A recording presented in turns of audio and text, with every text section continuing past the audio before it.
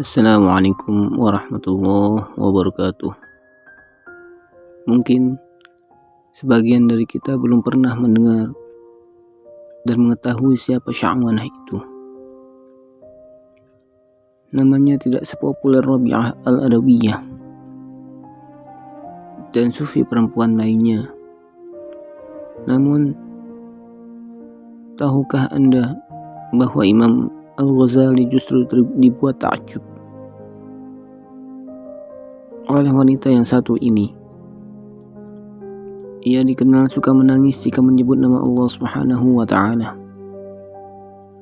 Sya'wanah tinggal di Ubullah, di tepi sungai Tigris, Persia.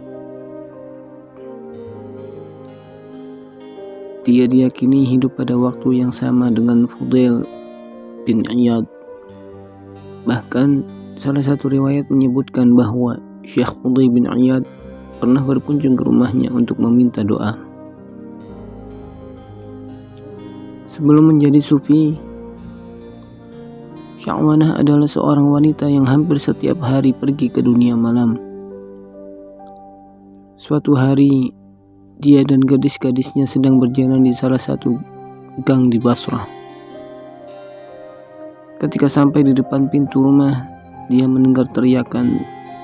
Dia juga berkata, "Subhanallah, ini sangat menyedihkan. Suara apa itu?"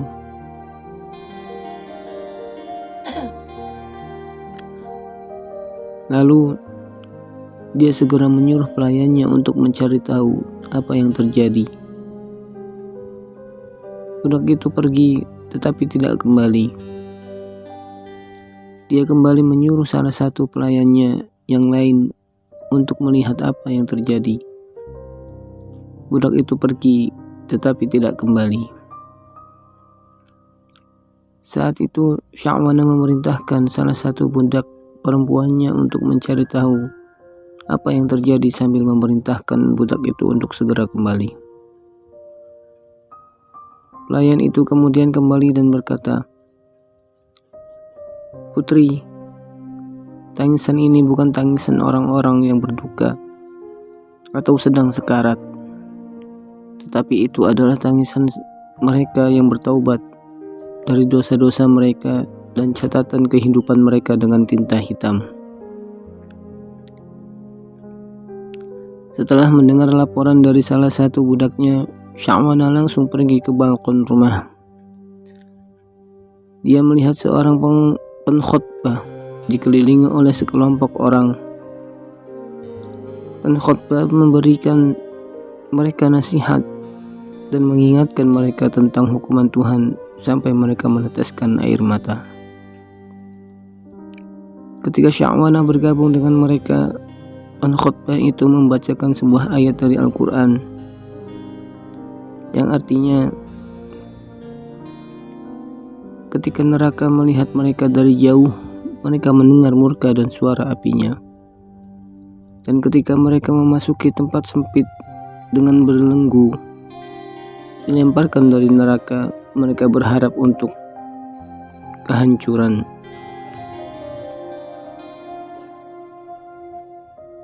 Quran Surat Al-Furqan ayat 12 dan 13.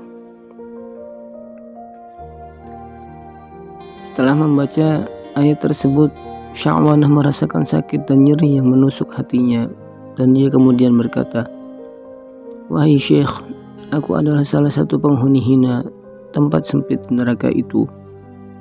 Jika saya bertobat, apakah Tuhan akan mengampuni saya?" Sang khatib menjawab, "Tentu saja jika kamu bertobat kepada Allah dengan taubat yang tulus, sekalipun dosamu sebanyak dosa Sya'wanah."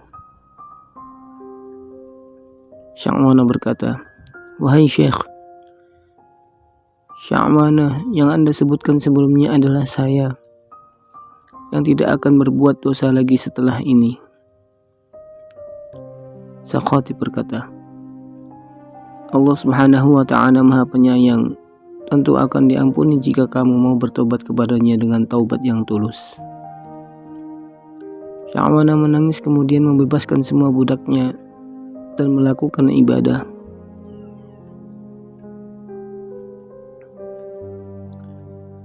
Dia bertekad untuk menebus dosa-dosanya sampai tubuhnya kurus dan tidak berdaya.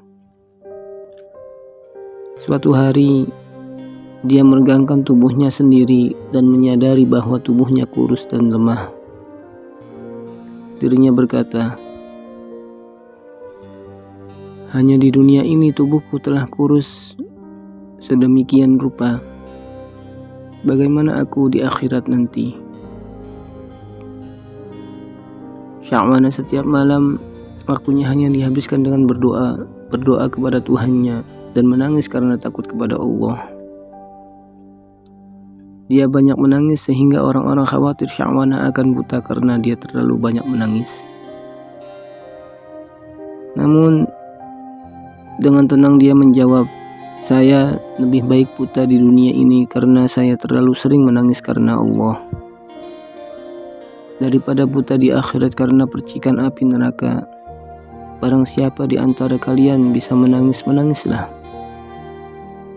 Tapi jika dia bisa menangis, kasihanilah orang-orang yang selalu menangis karena dia tahu apa yang terjadi kepadanya." Wallahu a'lam bishawab. Wassalamualaikum warahmatullahi wabarakatuh.